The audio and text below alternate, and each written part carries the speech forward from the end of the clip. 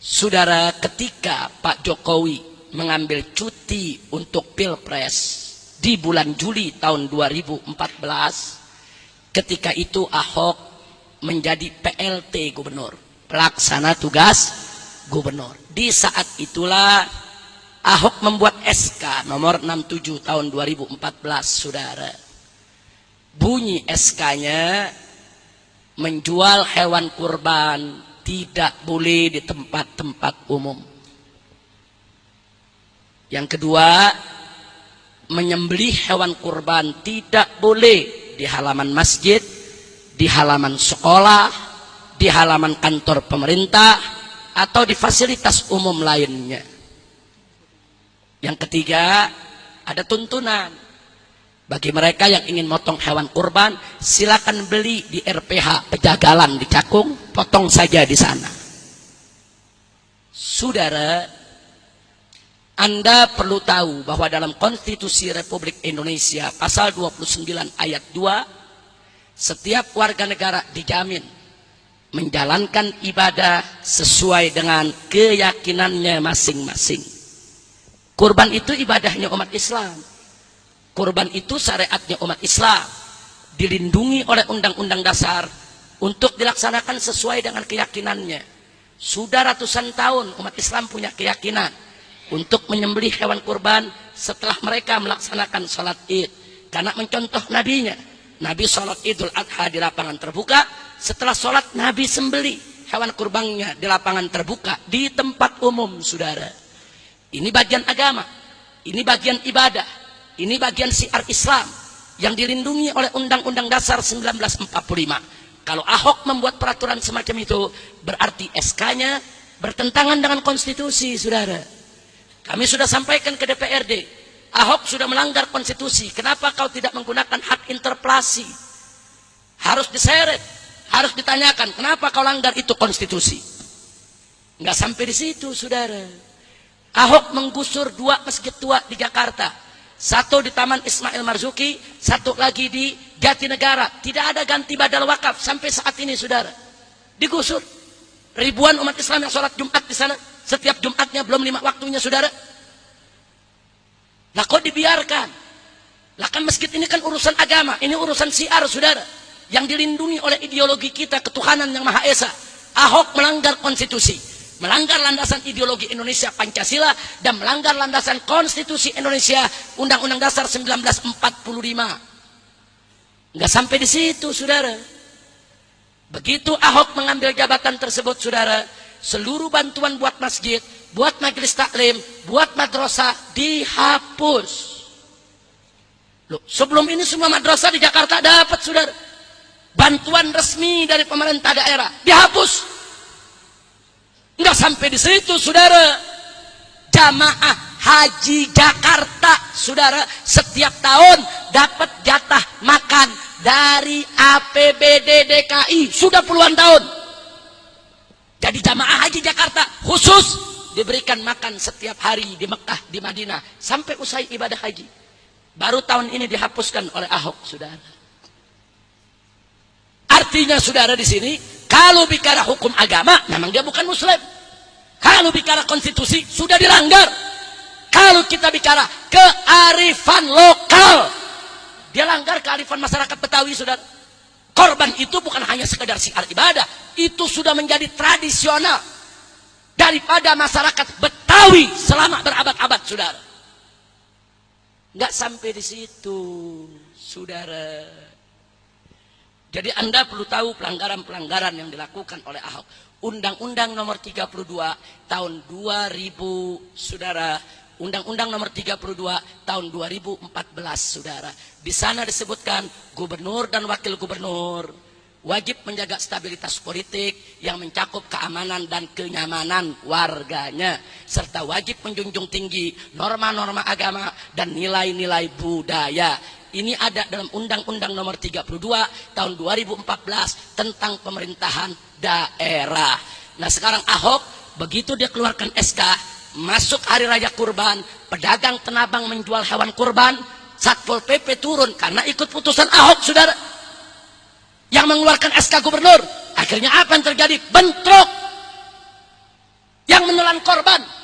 Saudara, bentrok antara pedagang hewan kurban dengan Satpol PP. Artinya Ahok sudah melanggar Undang-Undang nomor 32 tahun 2014 yang semestinya bisa menjamin keamanan, kenyamanan, justru memicu konflik. Nggak sampai di situ. Dia sesumbar bicara di televisi, saya mau lokalisasi perjudian dan pelacuran, prostitusi. Alasannya, daripada di mana-mana ada tempat perjudian, tempat prostitusi, mendingan saya lokalisasi di satu tempat. NU menolak, Muhammadiyah menolak, FPI juga menolak. Apa kata Ahok di TV? Sudahlah, itu NU, Muhammadiyah, FPI nggak usah pakai menentang, jangan munafik, kan terima juga setoran.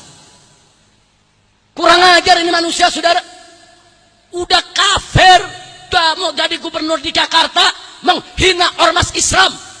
Ormas Islam yang menentang lokalisasi prostitusi, dia bilang ormas munafik.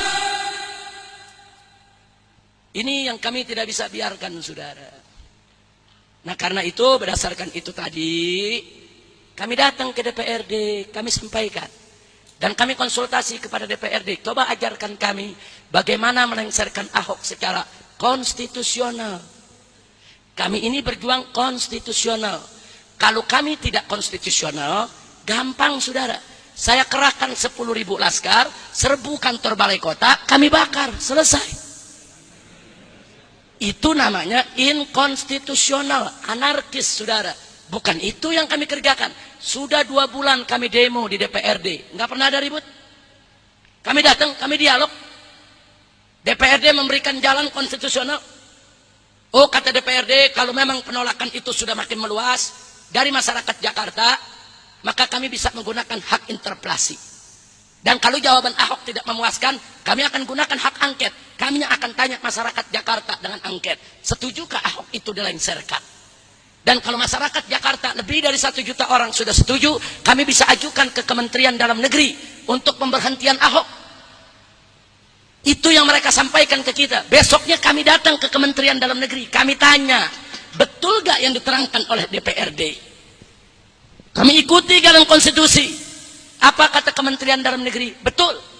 Kalau memang DPRD sudah menyurati kami tentang keberatan masyarakat Jakarta terhadap Ahok, kami akan minta fatwa Mahkamah Agung untuk pemberhentian Ahok. Dan kalau kami sudah kirim ke Mahkamah Agung, hanya menunggu waktu 14 hari. Mahkamah Agung sudah harus jawab. Begitu disetujui, finish, selesai Ahok. Artinya jalan konstitusional itu ada.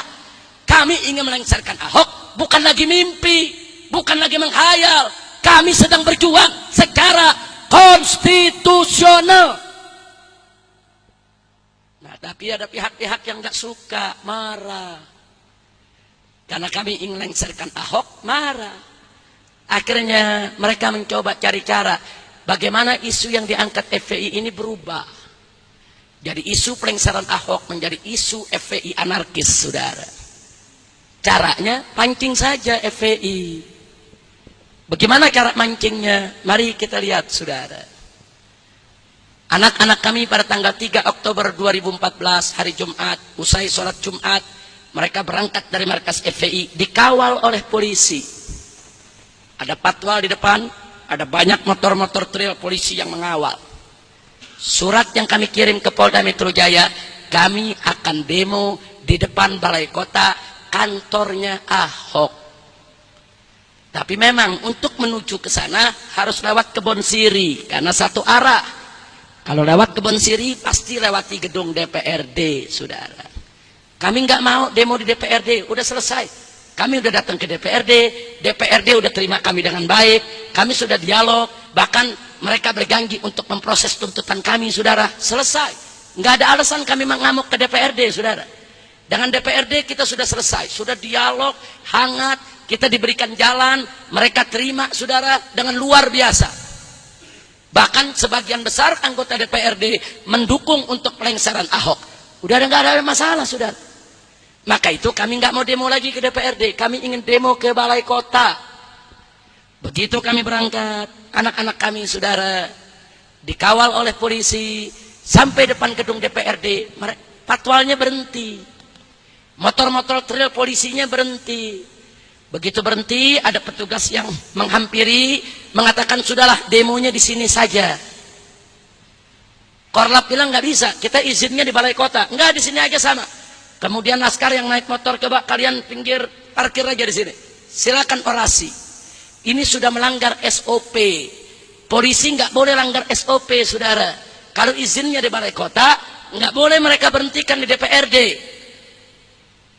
Rombongan kami nggak bisa jalan karena ditutup oleh patwal.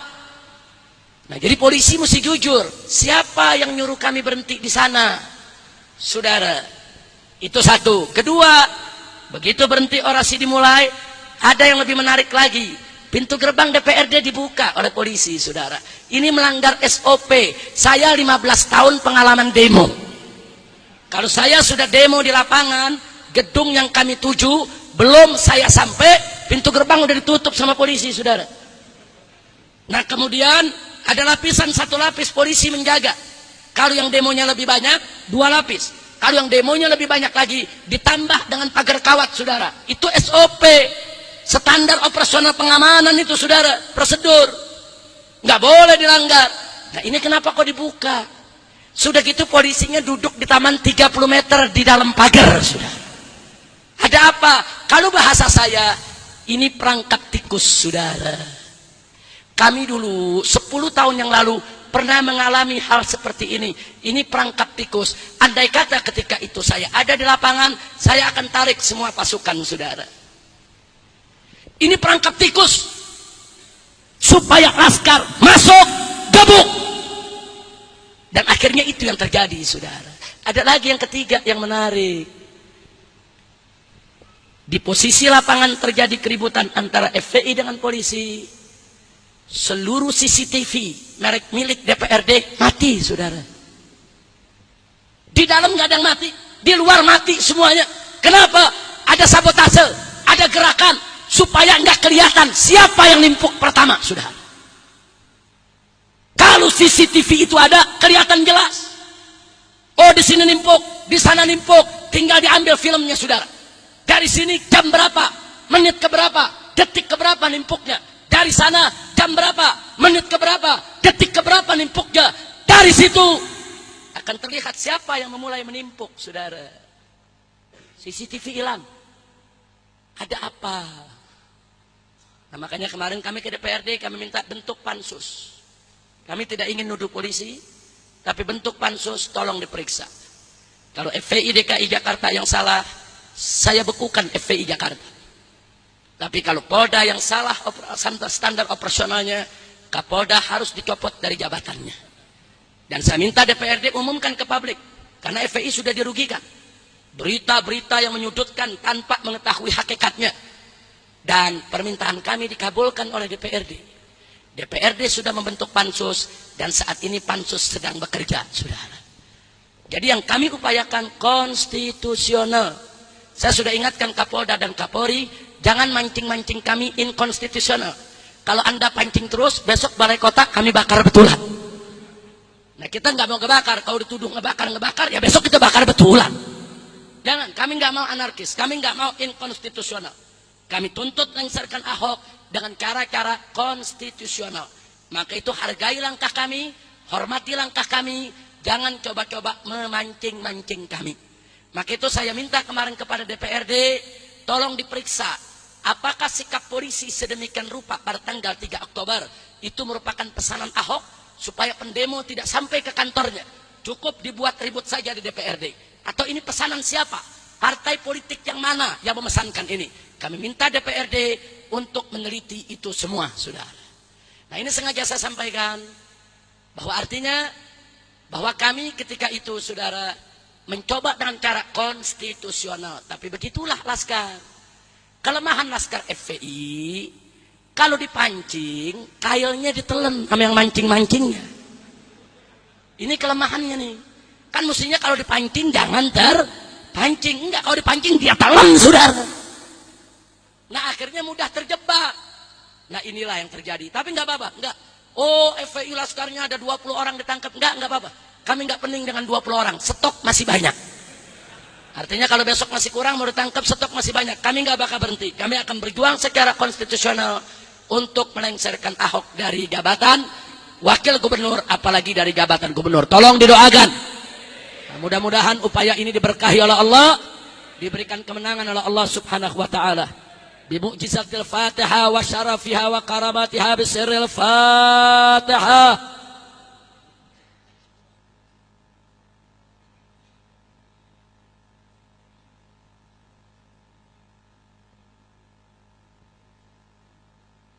Taqabbalallahu minna wa minkum fataqabbal ya karim. Nah, akhirnya itulah soal Ahok, hanya sedikit saja saya sampaikan. Artinya kami tetap berjuang secara konstitusional walaupun kami digebuk, dihujat, diancam mau dibubarkan. Enggak, kami enggak pusing. Malam ini Front Pembela Islam yang disingkat FPI dibubarkan. Enggak, saya enggak pening. Besok saya bikin lagi yang baru, Front Persaudaraan Islam. Singkatannya sama FPI, ketuanya dia juga, Saudara. Enggak, dibubarkan lagi Front Persaudaraan Islam, bentuk lagi Front Perjuangan Islam.